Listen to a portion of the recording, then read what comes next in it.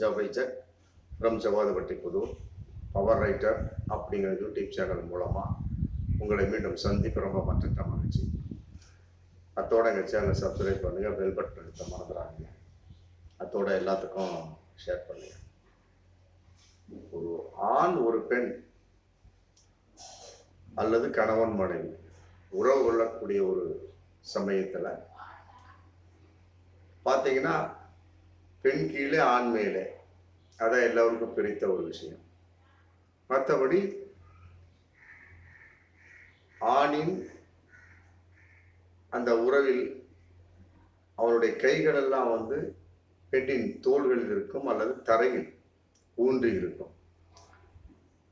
பெண்ணை பொறுத்த வரைக்கும் சில நேரங்களில் மல்லாக்கப்படுத்த நிலை, மற்றபடி பல நிலைகள் அப்படிங்கிறப்ப குப்புறப்படுத்த நிலை, இதெல்லாம் இருந்துட்டு இருக்கு. இந்த மாதிரி பலவிதமான ஒரு நிலைகள் இருக்கு. பக்கவாட்டில் உறவு கொள்வது, மற்றபடி மிருகத்தை போன்று உறவு கொள்வது, கீழே ஆண் படுத்துக்கொண்டு மேலே தன் துணையை உறவு கொள்ள செய்வது, இந்த மாதிரி பலவிதமான உறவு முறைகள் இருந்தாலும் மிக மிக பெண்ணுக்கு பிடித்த அடுத்து உறவு கொள்ள வேண்டும் என்ற ஆவலை தூண்டக்கூடிய ஒரு நிலை அப்படின்னா, இரண்டு மார்பகங்களை பிடித்து கொண்டு ஒரு ஆண் உறவு கொள்வது. நல்லா புரிஞ்சுக்கணும். இரண்டு மார்பகங்களையும் பிடித்து கொண்டு ஒரு ஆண், அது பெண் கீழாகட்டும் அல்லது ஆண் கீழாகட்டும், எப்படி இருந்தாலுமே சரி, இதுல ஒரு குறிப்பிட்ட ஒரு தத்துவம், ஒரு விஷயம் என்ன அப்படின்னா, பெண் கீழே பெண்ணை படுக்க வைத்து அவருடைய மார்பகங்களை பிடித்து கொண்டு, நல்லா புரிஞ்சுக்கணும், மார்பகங்களை பிடித்து கொண்டு இரு கால்களையும் நன்றாக விரித்து கொண்டு அல்லது தன்னுடைய அக்குளில் அவைகளை நுழைத்து கொண்டு அவைகளுக்கு பெண் ஒத்துழைப்பு தரணும். அந்த நிலைமையில உறவு கொள்ளக்கூடிய ஒரு சமயத்துல கட்டாயமாக அடுத்து நாம் எப்பொழுது இவனோடு உறவு கொள்ளுவோம் அப்படிங்கிற ஒரு தாக்கத்தை இந்த நிலை ஏற்படுத்தும் அப்படிங்கிறது பலருடைய ஒரு வெளிப்பாடை இன்னைக்கு இருந்துட்டு இருக்கு. பொதுவா பல விதமான 64 கலைகள் அப்படிங்கிறோம். அதை இன்னைக்கு 128 கலைகளாக செய்யக்கூடிய பல விதமான மனிதர்கள் இருக்கிறாங்க. இதனுடைய வெளிப்பாடு நான் சொன்ன அந்த நிலை என்பது உண்மையிலே எல்லோரும் செய்யாத ஒரு விஷயம். அதான் புரிஞ்சுக்கணும். பல பேர் செஞ்சிருக்க மாட்டார். டக்கு டக்குன்னு வருவான், நம்மால் பெண்ணை படுக்க வைப்பான், மற்றபடி தரையில் கைகளை வைத்துக் கொண்டு பெண்ணின் தோள்களில் கைகளை போட்டுக்கொண்டு குப்புறப்படுத்திக் கொண்டு உறவு கொள்வான். இதான்.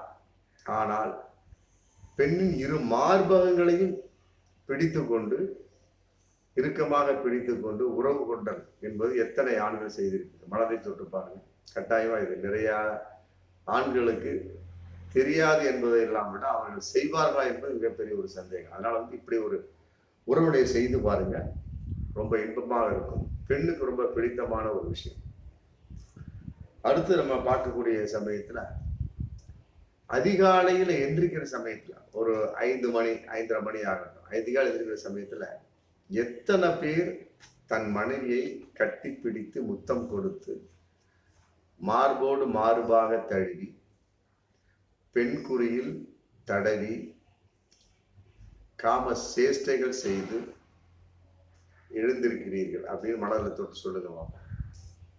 காலையில் ஒரு 5:30 மணி 6 மணிக்கு இருக்குமே எழக்கூடிய சமயத்துல ஆண் அவளை கட்டி பிடித்து முத்தமிட்டு, எத்தனை ஆண்கள் தன் மனைவியை தன் துணைவியை அவ்வாறு செய்திருக்கிறார். No chance. கடகடன் எந்திரிப்பா நேரா கட்டூசுல போயிடுவான். கடகடன் எந்திரிப்பா நேரா காப்பி குடிக்க போயிடுவான். இல்ல அவனே கூட காப்பியை போட்டுக்குவான். நம்மால் கடகடன் எந்திரிப்பாரு, பெட்ஷீட்டை மடிச்சு வைப்பாரு. மற்றபடி குழந்தை அழுதுன்னு சொல்லிட்டு தப்பித்து செல்லக்கூடிய ஆண்கள், மற்றபடி வாக்கிங் போகக்கூடிய ஆண்கள் எல்லாமே செய்யுங்க.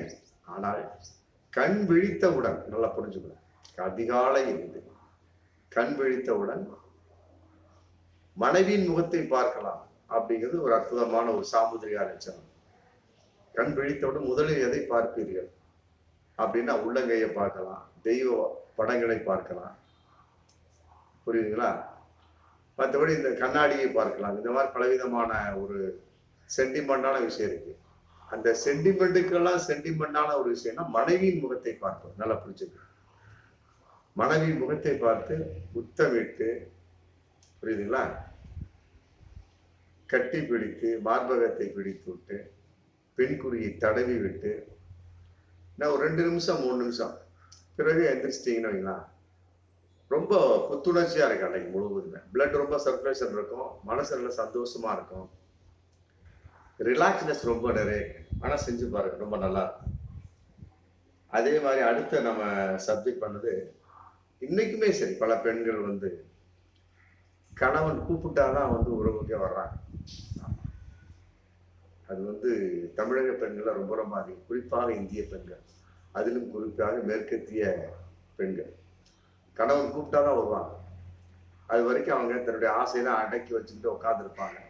எப்படா கணவன் கூப்பிடுவாங்க. அவங்களோட ஆசை இல்லாம இல்லை, பட் நம்முடைய அந்த கலாச்சாரம் பண்பாடு அவர்கள் வளர்த்தக்கூடிய அந்த விஷயங்கள் வந்து அவர்களை தடுத்து விடுகிறது. ஆமா, தடுத்து விடுகிறது உண்மைதான். இதை வந்து வாழையடி வாழையை சொல்லிக்கிட்டே தான் இருந்துகிட்டு இருக்கலாம். எப்பொழுது பெண்கள் திருந்துவது?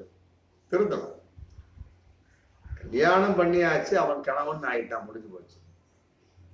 பப்ளிக்கா உறவுக்கு வா, என்னோட உறவுகள், அவன் 2 பேரும் என்ஜாய் பண்ணலாம் அப்படி கூப்பிடக்கூடிய சமயத்துல சந்தேகப்படக்கூடிய ஆண்கள் இதுல இருக்கிறாங்க. நல்லா புரிஞ்சுக்கலாம். அதனால பல பெண்கள் என்ன பண்றாங்க, அதை மூடி மறைச்சு கூப்பிட்டா கூட இன்னைக்கு வேணாம் அப்படிம்பாங்க. அப்புறம் 2 தடவை கூப்பிட்டா சரி ஓகே அப்படிம்பாங்க. கையை தொட்டோன்னா கையை எடுங்க அப்படிம்பாங்க. 2 தடவை 3 தடவை தொட்டக்கூடிய சமயத்துல மார்பகத்துல கை வைங்க அவங்களே சொல்லுவாங்க.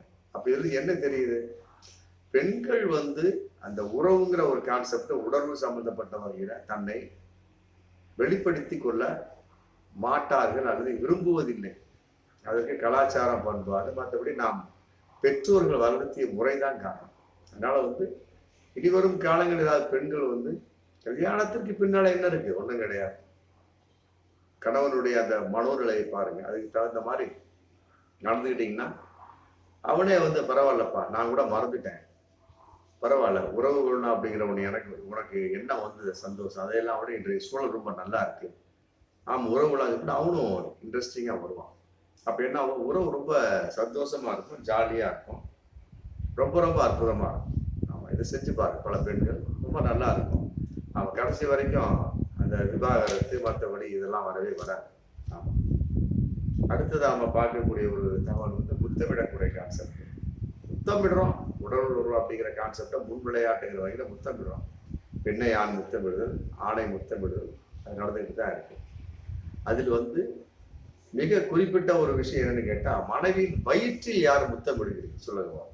மனைவியின் வயிற்றில், மனைவியின் வயிற்றில் முத்தமிடுதல், தடவி கொடுத்தல், தொப்புளுக்குள் கையை வைத்து தடவி கொடுத்தல், இதெல்லாம் வந்து எத்தனை பெண் ஆண்கள் செய்யறீங்க? மனசுல கை வச்சு சொல்லுங்க பார்ப்போம். நிறைய அது கிடையவே கிடையாது. எடுத்துட நம்மளால நெத்தியில முத்தம் போடுவான், கீழே லிப்ஸுக்கு வந்துருவாரு, அப்புறம் மார்பகத்துக்கு வந்துருவாரு, நேராக கிளிட்டோரிஸ் போயிடுவாரு, அப்புறம் பெண்குறிக்குள்ள போயிடுவாரு, முடிஞ்சு போச்சு. முதுகை கூட பல ஆண்கள் தன் துணைவியின் அனுமதியோடு பார்ப்பதில்லை. ஆமா, முதுகில முத்தம் விடுப்பாரு. பெண் வந்து இன்னும் துடிப்பா. முதுகில முத்தமிட்டு கொண்டு பின்புறமாக இருந்து முதுகில் முத்தமிட்டு கொண்டு இரு கைகளையும் மார்பகத்தில் அழுத்தி கொண்டு ஒரு கையை பெண் குறுக்கில் நுழைத்து கொண்டு இந்த மாதிரிலாம் முத்தமிடக்கூடிய சமயத்துல பிறகு வயிற்றில் தடவுவது, பிறகு அதை அடுத்து வயிற்றில் முத்தமிட்டு அவளை உஜாலாப்படுத்துவது, இதெல்லாம் வந்து ஒரு பெண்ணுக்கு ரொம்ப ரொம்ப ரொம்ப ரொம்ப வரவேற்க தகுந்த ஒரு விஷயம். அதனால எடுத்த உடனே உறவு கூடாது. நல்லா புரிஞ்சுங்க. அந்த முன் விளையாட்டுகளில் நல்லா புரிஞ்சு, அந்த முன் விளையாட்டுக்கள் ரொம்ப ரொம்ப முக்கியம். வந்து வயிற்றில் முத்தமிடுவது. ஆமா, இது வந்து பெண்ணுக்கு ரொம்ப ரொம்ப பிடிக்கும். ஆமா, பார்ப்போம் மீண்டும் அடுத்த வீடியோ. நன்றி.